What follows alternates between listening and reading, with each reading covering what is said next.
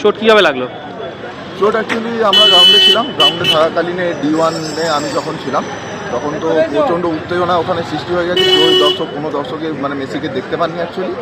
তো D1 ব্লকের উপরে যারা ছিলেন, উপর দিকের ব্লকের, তারা ওখান থেকে চেয়ার ছুঁড়ে মারেন এবং আমাকে টার্গেট করে মারেননি, আমি এটা একদম বলবো না। তারা ক্ষোভের মধ্যে চেয়ার ছুঁড়েছিলেন গ্রাউন্ডে পৌঁছানোর জন্য।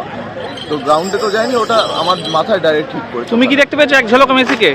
আমি এক ঝলকও দেখতে পাইনি, না মেসিকে দেখতে পেয়েছি না। তুমিও তো ক্ষুব্ধ দেখতে না পাওয়ার জন্য, এত টাকা টিকিট কেটে। অবশ্যই, আমি এত টাকা বরবাদ গেল, আমার এতটা সময় গেল, আমি অফিস কামাই করে পরে এখানে এসেছি, মানে পুরোপুরি জিনিসটা ওয়ার্থলেস একেবারে। কোথা থেকে আসছো? আমি দুর্গাপুর থেকে আসছি। দুর্গাপুর থেকে?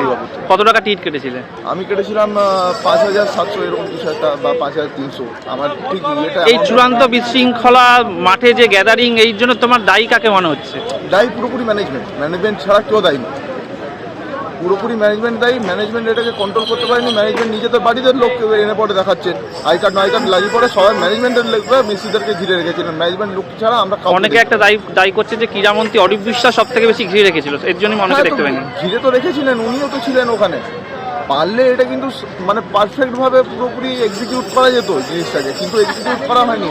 মেসিকে যদি ওই রান র্যাম্প যেটা আছে মাঠের পাশে, ওই রান র্যাম্পের মধ্যেখানে যদি একবার ঘুরিয়ে দিত না, রান র্যাম্পের মধ্যে দিয়ে একবার যদি ঘুরিয়ে দিত, তাহলে প্রত্যেকটা পাবলিক খুশি থাকতো যে হ্যাঁ আমরা মেসিকে দেখেছি সচক্ষে। একবার আমার কি মনে হয় অন্তত 3-5 মিনিট যদি মাঠে মেসিকে একা ছাড়া যেত, এই পরিস্থিতি হতো না। 3 থেকে 5 মিনিট কিচ্ছু হতো না। মেসি তো থাকার কথা ছিল হচ্ছে 1 ঘন্টা 45 মিনিট, সেই জায়গায় মেসি ওখানে 5 মিনিট থেকে 10 মিনিট থেকেছে, তারপর ওখান থেকে বেরিয়ে গেছেন ওখানে। আর তো মেসিকে থাকতেই দেওয়া হয়নি, বা মেসি থাকেনি, বা কি হয়েছে এটা কেউ বলতে পারছে না এখানে। প্রশাসনকে কোনোভাবে দায়ী করছো তুমি? এখানে পুলিশ সবচেয়ে বেশি মাঠে দেখা গেছে ঘিরে রেখেছে। পুলিশকে আমি একটুকুনো দায়ী করবো না, তার কারণ হচ্ছে ওনারা হচ্ছেন উপর থেকে যেটা অর্ডার পাবেন ওনারা সেটা ফলো করবেন একেবারে।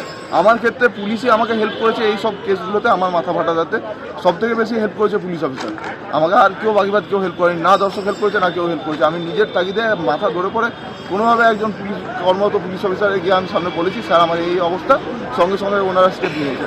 আমি এখানে কোনোভাবে পুলিশকে দোষারোপ করবো না।